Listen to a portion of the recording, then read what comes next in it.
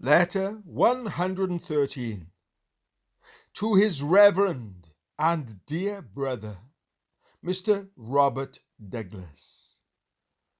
Robert Douglas, one of the eldest and most respected ministers of the Church of Scotland in his day, was the illegitimate son of Mr. Douglas, who was the son of Sir G. Douglas, Governor of Lochleven Castle.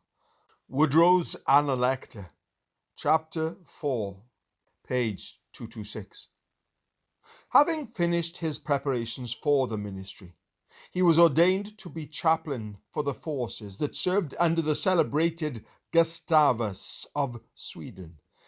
It is said that in one of Gustavus's engagements, surveying the battle from an eminence and observing something wrong in the left wing of the army which threatened to prove disastrous, he either personally or by a messenger acquainted the commanding officer with the circumstance, and that this information led to victory.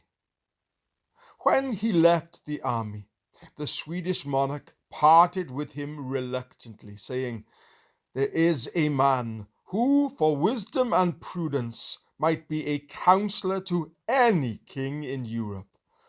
He might be a moderator to any assembly in the world, and he might be a general to conduct any army for his skill in military affairs."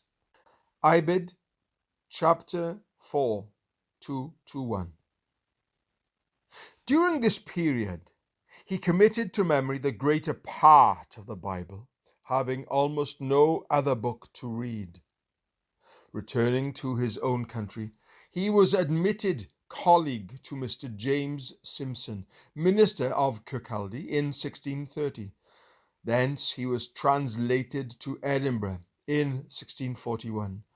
For a time he was deceived by the duplicity of James Sharp, but at last he detected his real character, and when the traitor, shortly before he went up to London to be consecrated archbishop, happened to meet with him and addressed him as brother, Mr. Douglas, disgusted at his hypocrisy, exclaimed, "Brother?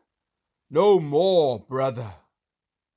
James, if my conscience had been of the make of yours, I could have been Bishop of St. Andrew's sooner than you."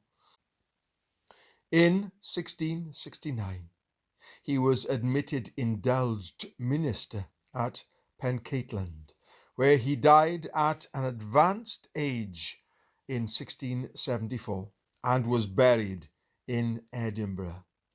Woodrow's History and Analecta.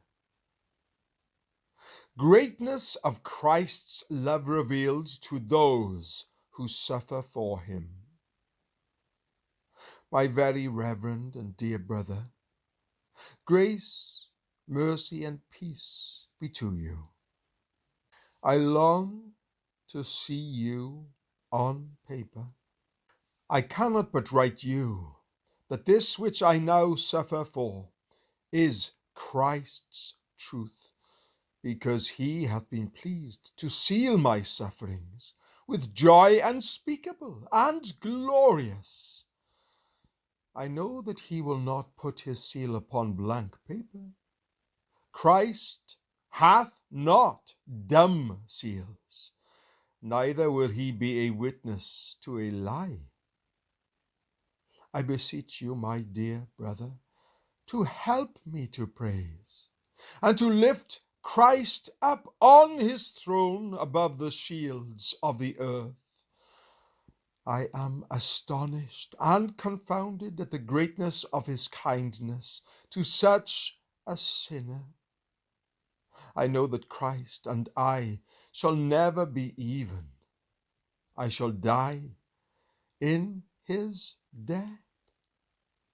He hath left an arrow in my heart that paineth me for want of real possession, and hell cannot quench this coal of God's kindling. I wish no man to slander Christ or his cross for my cause, for I have much cause to speak much good of him. He hath brought me to a nick and degree of communion with himself that I knew not before. The din and gloom of our Lord's cross is more fearful and hard than the cross itself. He taketh the bairns in his arms when they come to a deep water, at least when they lose ground and are put to swim. Then his hand is under their chin.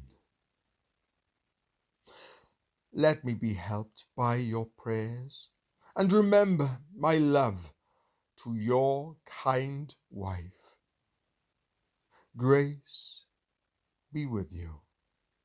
Your brother and Christ's prisoner, Samuel Rutherford, Aberdeen, March 1637.